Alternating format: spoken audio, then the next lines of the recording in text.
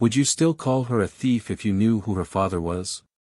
8-year-old Nia Thompson only wanted to buy a small pink cake for her mother's birthday, but one cruel man decided her skin color meant she didn't belong. Under the glow of frosting and glass, she was humiliated in front of strangers who chose silence over kindness. Then 5 black Rolls-Royces pulled up outside, and the world discovered who she really was. The bell above the bakery door chimed softly as her tiny shadow stepped inside. The bakery bell jingled as the midday sun spilled through the window. 8-year-old Nia Thompson stepped in, her yellow dress glowing against the polished floor. She tiptoed to the counter, eyes locked on a strawberry cake behind glass. "Excuse me, sir. I'd like to buy that one," she said softly. Manager Martin Gray glanced up, his tone sharp. "Kid, this isn't a playground. Where are your parents?" "My dad's parking the car," Nia smiled. Martin scoffed. "Sure. And I'm the president. Take a look and leave before you smudge the glass." The few customers inside stopped eating. One woman frowned, but said nothing. "I have money," Nia whispered, showing a small pink coin purse. Martin grabbed it, shaking it open.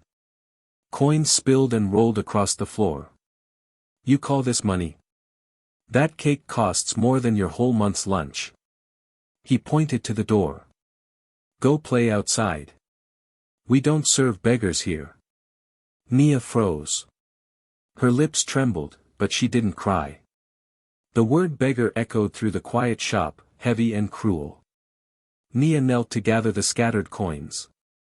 Each clink on the tile sounded louder than her heartbeat. Her small hands searched under the counter while shoes shuffled nearby. No one helped. A man sighed impatiently. The cashier whispered, "Maybe she's serious." Martin waved him off. "If she's serious, her dad can come back with a credit card. Not pocket change." Nia looked up, cheeks streaked with tears she hadn't meant to show. "It's for my mom's birthday," she said. Her voice cracked, almost lost in the hum of the fridge. Martin turned away. "Security, walk her out." The guard hesitated. "She's just a kid." "Now." Martin barked. The little girl was led outside into the harsh sunlight.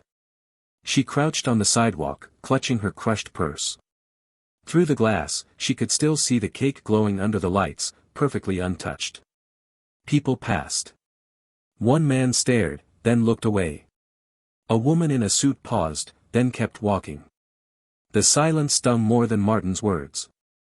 "What would you do if this happened to you?" Inside, Martin brushed the counter clean. "Problem solved," he muttered. The cashier shook his head quietly. "Sir, that was too much." "Too much?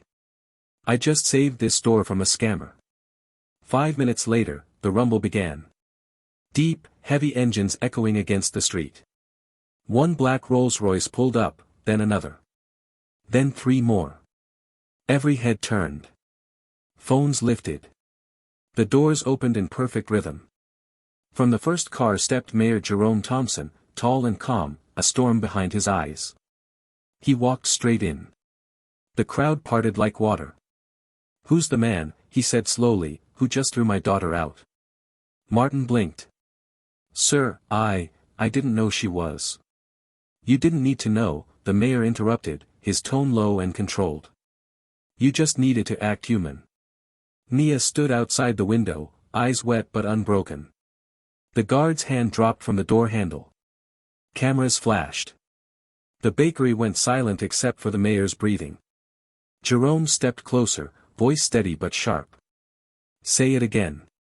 Tell her she doesn't belong." Martin stammered. I'm sorry, sir." "No. You're afraid. That's different." He pulled out his phone. "City Business License Office, yes, suspend Sweet Clover Bakery effective immediately."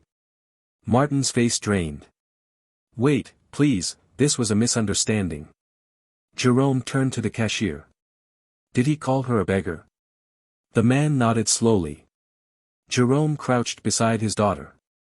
Which cake did you want, sweetheart? The pink one, she said softly. He stood, paid with a black card embossed with the city seal, and handed her the box. Here. We'll take it home. Then he looked back at Martin. Every story can turn in 5 minutes. You just lived yours. As the mayor and Mia walked out, the bell chimed again. The reflection on the door read, "Open for everyone." By sundown, the video hit millions of views. And one comment stood above the rest. Dignity isn't something you give the powerful. It's what you owe everyone.